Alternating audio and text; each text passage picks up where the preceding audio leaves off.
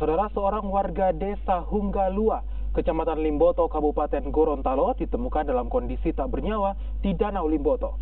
Korban sebelumnya dinyatakan hilang pada Kamis siang saat sedang memancing.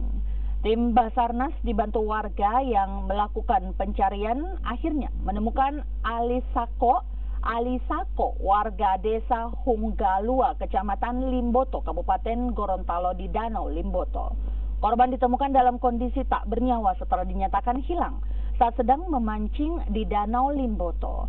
Sebelum korban diketahui pergi memancing di Danau Limboto pada Kamis dini hari. Tidak pulang ke rumah hingga pada pukul 10 pagi, keluarga korban akhirnya melaporkan ke pihak terkait. Untuk memastikan kematiannya, korban lalu dibawa ke rumah sakit MM Dunda Limboto untuk dilakukan otopsi. Kondisi korban itu dalam keadaan meninggal dunia, ya. Kita berharap menjadi selamat, namun Tuhan berkehendak lain. Kondisi korban mengapung, kemudian dievakuasi warga, dibungkus menggunakan karpet.